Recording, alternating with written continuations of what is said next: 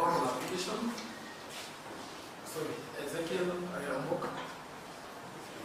The oral application by the state seeks order that the respondent be detained for a further 30 days pending completion of investigations by the police officers who are seized of the matter. The counsel for the state have submitted that there are now new developments as autopsies conducted on bodies that were recovered from Shakahola mass graves indicate that some of the victims died of strangulation, and there is also evidence of blunt trauma on others.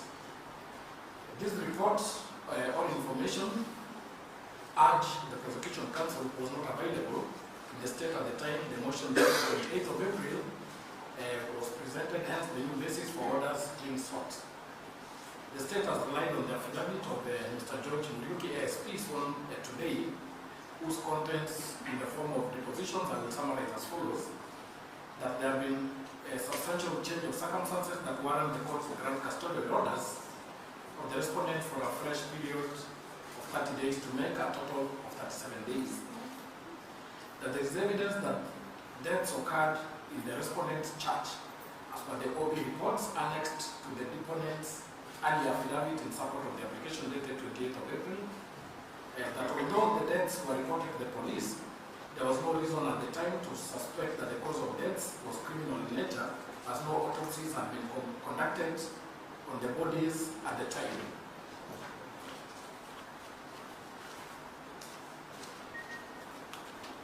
That preliminary investigations have established that the bodies who were buried at Shakahola are subject to the ongoing investigations. That exhumation of more bodies has been done and autopsies conducted with the same have revealed that the cause of death of some of the victims were not natural but possible homicides. That there is need for DNA sampling and testing to be conducted to ascertain whether any of the bodies exhumed at Shakahola belonged to the people or individuals who are said to have met their demise at New Life Prayer Center. That in the event that the deaths which occurred at New Life Prayer Center are found to be of the persons whose remains have been exhumed from the Shakahola site, murder charges will be preferred against the respondent.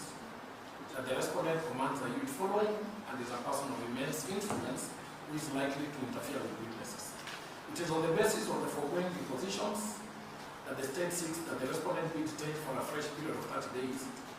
The state relied on the decisions of Coleman and Wolfson and Republic versus Diana Suleiman Said and another, and Mukhtar Ibrahim Ali versus Republic, rather, as cited in the case of Mukhtar Ali Republic, and also the decision of Philip Ondara Onyancha and two others, which have had the occasion to peruse and which provide the general jurisprudence that a court is mandated on application by a party to vary the terms of bond or bail in the event of change of circumstances, provided that the relevant facts for reconsideration are provided and are tenable.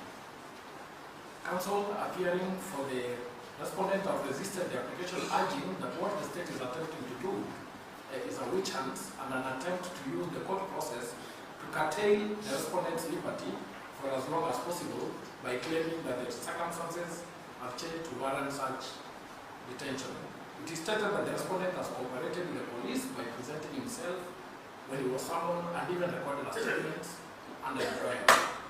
The respondent's counsel further state that there are no change of circumstances that have been demonstrated by the state to warrant further detention of the respondent, which will effectively result in the curtailment of his liberty, which is a constitutional right. Learned counsel for the respondent submit that although the investigation to be considered were previously premised on a myriad of criminal offences, there is now no explanation as to where those offences have fizzled out to, resting with the investigating officer zeroing in on the suspected offence or offences of murder and the indication of malice on the part of the investigations. Further, it is argued by the respondent's counsel that the fact that the autopsies have been conducted cannot possibly be construed to be a new matter that would not have been reasonably in the hands of the investigators, as the very purpose of the exhumation of the bodies was naturally expected to be for purposes of determining the causes of death inter alia. It is further submitted that the results of the autopsies, therefore, were expected and are not a new discovery, and that in any event, the results will not affect the matter before these courts. As the deaths have all along been associated with one Paul Mackenzie, his church and his property, his land. In further opposition to the state's application, the respondent's counsel states that the application for further custodial orders of the respondent do not affect the DNA exercise, and that the same can proceed with his liberty intact. The respondent submits further that through his counsel that it has not been demonstrated by the state how his perceived influence over his followers or church members will derail or impede investigations or the manner in which he will interfere with witnesses. The respondent takes the position that no compelling reasons have been preferred by the state to warrant the custodial orders that are now being sought for 30 days, particularly noting that there are no instances of interference or an attempt thereof of witnesses by the respondent that have been demonstrated, and that in any event, the state has been given sufficient time to investigate the matter. The respondent places reliance on the decision of Oscar Sudi Kipchumba and Republic, in which Ngugi J, as he then was, synthesized what is now popularly referred to as the double test.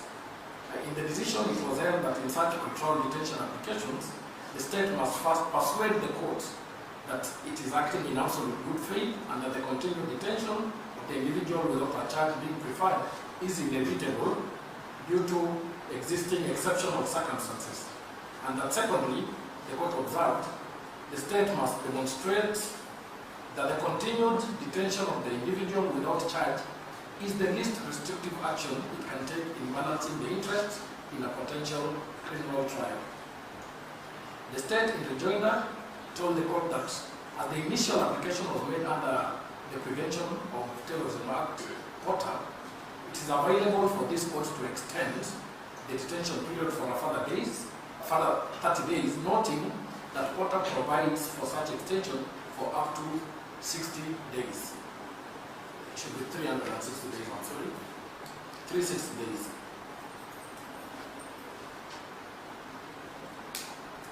I have considered the oral application and the responses thereto, and I deduced the issue for determination to be whether the state has presented compelling reasons through the affidavit filed today to warrant this court to detain the respondent for the period sought, that is a further 30 days. I well appreciate the two decisions relied upon by the state, that a court seized of a matter, such as the instant one, may, on application by a party, with demonstration that circumstances have changed, review an earlier position that the court had taken. The question I would then pose is whether the contents of the affidavit presented provide sufficient material that would amount to compelling reasons to warrant the issuance of the orders that the state seeks. In the ruling that this court rendered on the 2nd of May this year, I granted custodial orders for 7 days while observing as follows, I quote, "This court will in the premises take it that the time sought is for purposes of recording witness statements," end of quote. In the final orders, I directed that the prosecution today appraises this court on the status of the investigations, and I expected the court to be informed, among others, whether the exercise of recording witness statements is complete, but that has not been the case. It remains therefore unclear to me, in the circumstances, whether the witnesses generally referred to in the affidavit and submissions presented to the court today are the same witnesses in respect of whom, in my view, 7 days was sufficient to have the statements recorded. I say so because the previous application was premised on the ground that witnesses had not recorded statements. It is instructive from the record that the application dated 28th of April 2023 indicated that the respondent was being investigated for offences under various statutes, which included the offence of radicalization under POTA. In the oral application before me, which in my view is an application independent of the one dated 28th of April 2023, though related, and from the affidavit filed today, it emerges that the only offence or offences currently under investigation with regard to the respondent is the offence of murder. In the wake, I do not agree that this is a matter and a quarter, for which long incarceration period for a cumulative period of up to 360 days can be sought and granted on consideration. That is so because I will bind the state by the material it has presented before. That is the affidavit. As to whether the reasons given by the state meet the compelling reasons that warrant the detention of the respondent for a period of 30 days, I need not restate the progress of processing. It states that the progress of processing the witnesses has not been reported to this court, and it cannot be sufficient to be generally stated under one umbrella that the respondent will interfere with the witnesses with the premises, whereas it was clear that the intention for securing the initial period of 7 days was for purposes of recording the statements as construed by what was presented before me. The state has also provided the reason that DNA sampling and testing of the remains exhumed from the Shakahola scene has not been done. The question that is unanswered, considering that the onus to prove that the compelling reasons are found remains with the state, is how will the respondent's liberty hamper or impede DNA sampling and testing? The state has not provided an answer to this question. With the reasons given then in the analyzed position above meet the threshold in the double test rule as provided in the case of Sudi Oscar Kipchumba? I think not. First, by failing to provide adequate information on the true status of the investigations as ordered by the court, I am persuaded that the state has not acted in absolute good faith in seeking to continue to detain the respondents.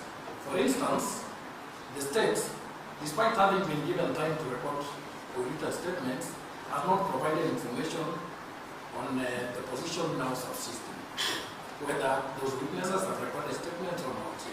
Second, the argument that DNA sampling and testing is yet to be done cannot be a tenable reason. As I have stated above, it has not been demonstrated how the respondent will impede that exercise. The state did not respond to the respondent's plea for bond or bail. I will then dispose of the state's oral application as follows. A. The respondent shall be admitted to a bond of 3 million shillings with one surety of similar amount or an alternative of cash bail of 1.5 million shillings. B. The bond bail terms granted in the above shall subsist until the respondent is formally charged and or until investigations are concluded. C. The respondent shall not, before being formally charged, it is important regarding the respondent shall not, before being formally charged or while investigations are ongoing, address, make comments, or discuss in public any matters concerning the events relating to what is now commonly referred to as the Shakahola massacre. D. The respondent shall report to the investigating officer once a week on a day of the week and time of the day to be agreed upon by the prosecution counsel and the defense counsel. And lastly, parties will be at liberty to apply for the closure of this file once investigations are closed. Those are the orders of the court.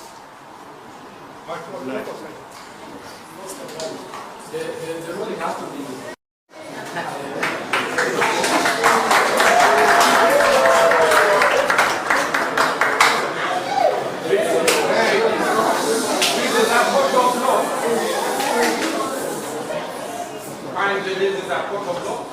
so the ruling, I have to type it in a hurry. I need to polish it up, and so you will have a copy.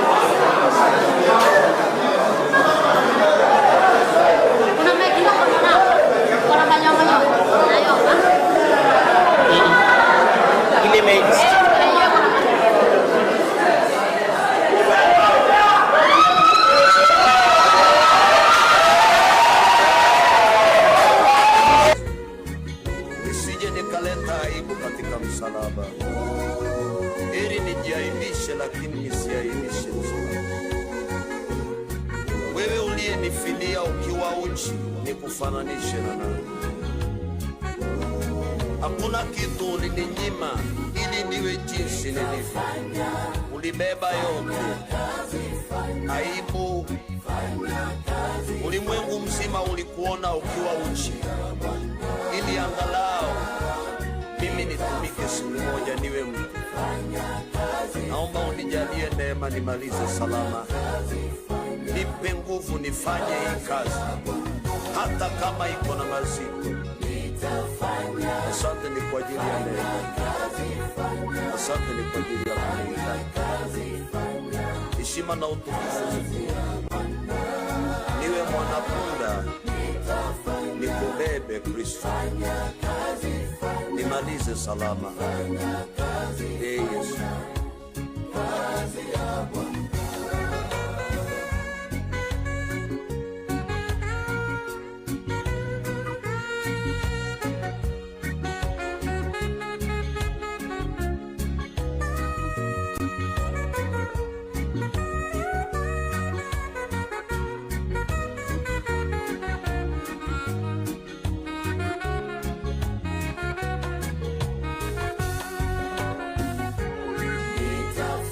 Mfalme Yesu,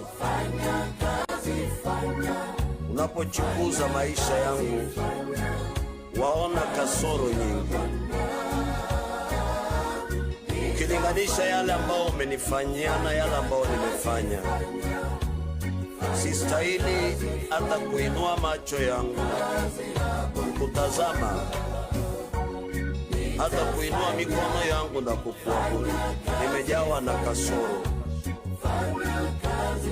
Kiwango kile ambacho umenibariki na vipawa na karama na nyumba yangu, kuniponya utasa, kunipa watoto,